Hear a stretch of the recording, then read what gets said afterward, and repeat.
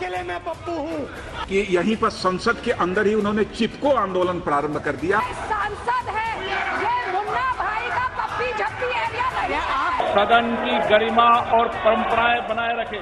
आपके लिए मैं अलग अलग गाली दे सकते हो। देश में संसद की शब्दावली बदलने वाली है।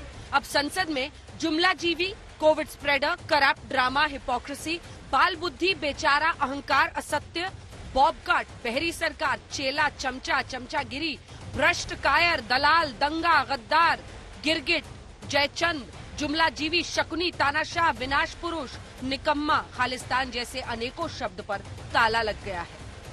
असंसदीय शब्द की इतनी बड़ी डिक्शनरी है। लोकसभा सचिवालय ने एक सर्कुलर जारी किया है जिसमें उन शब्दों की सूची दी गई है जिसे असंसदीय करार दिया गया है। अगर ये शब्द संसद में बोले गए तो उन्हें संसद की कार्यवाही से हटा दिया जाएगा।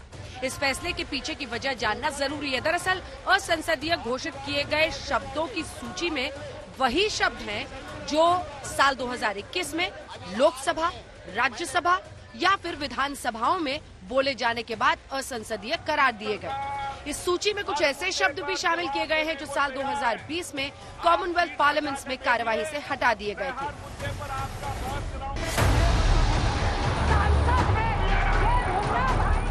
असंसदीय शब्दों की इस नई सूची पर कांग्रेस ने तीखी आपत्ति जताई है, जबकि लोकसभा स्पीकर ने आज असंसदीय शब्दों की इस नई सूची जारी करने का मकसद साफ किया।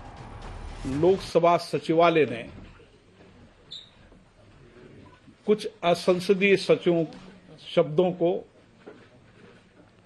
जो देश के लोकतंत्र के लिए, चर्चा और संवाद के लिए, लोकतंत्र की गरिमा के अनुकूल नहीं थे, उन शब्दों को विलोपित किया है। ये सिर्फ वही लफ्ज है जो सच्चाई थी, भाजपा के नेताओं को चिपक रही थी बिल्कुल। तो अगर सच्चाई किसी को चिपक रही है और वो झूठ कर रहे हैं, वो पर्दाफाश हो रहा है, तो उसको अनपार्लियामेंट्री कर दो। वो तो पार्लियामेंट्री प्रैक्टिस में कहीं है नहीं। बीजेपी इस मुद्दे पर सदन की मर्यादा की दुहाई दे रही है और कांग्रेस बोल रही है कि पर्दाफाश से डरकर सरकार ने असंसदीय की नई परिभाषा लिख डाली है। जिन शब्दों को विलोपित करने के विषय के अंदर डिबेट और चर्चा कर रहे हैं, उसकी एक लंबी प्रक्रिया है। उन सारी प्रक्रियाओं को समय समय पर हम इंटरनेट पर डालते रहते हैं, उन विषयों पर डालते रहते हैं और 1954 से ये प्रक्रिया चालू है। असंसदीय शब्द की इतनी बड़ी डिक्शनरी है, शायद मुझे लगता है कि अगर वो इस डिक्शनरी को पूरा पढ़ लेते तो देश की जनता में भ्रमित प्रचार न करते। मैं कहूंगा पार्लियामेंट में खड़े होकर कि मैं देश के प्रधानमंत्री और उनकी सरकार पर फूल फेंक कर मारूंगा, क्योंकि देश के युवाओं का मुकद्दर बेरोजगारी बना दिया। तो क्या फूल को अनपार्लियामेंट्री बना देंगे आप? कंटेक्स्ट इंपॉर्टेंट है। ये लफ्ज की बहस में मत जाइए। रूल्स को, प्रोसीजर को फॉलो करने की जरूरत है। इस विवाद में विपक्ष की तरफ से राष्ट्रपति उम्मीदवार पूर्व बीजेपी नेता और केंद्रीय मंत्री यशवंत सिन्हा ने कहा है कि अब संसद में सिर्फ सरकार का स्तुति गान ही चलेगा। वहीं टीएमसी सांसद महुआ मोइत्रा ने ट्वीट किया, बैठ जाइए, प्रेम से बोलिए। लोकसभा और राज्यसभा में असंसदीय शब्दों की नई सूची में संघी शब्द शामिल नहीं किया गया है।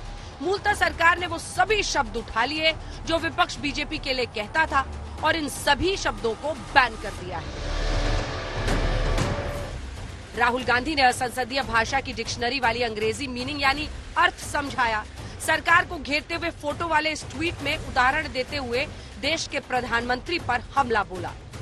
शब्दों के इस घमासान में अब सियासी गुत्थम गुत्थी तेज है और सबकी अपनी अपनी दलीलें हैं। आज तक ब्यूरो।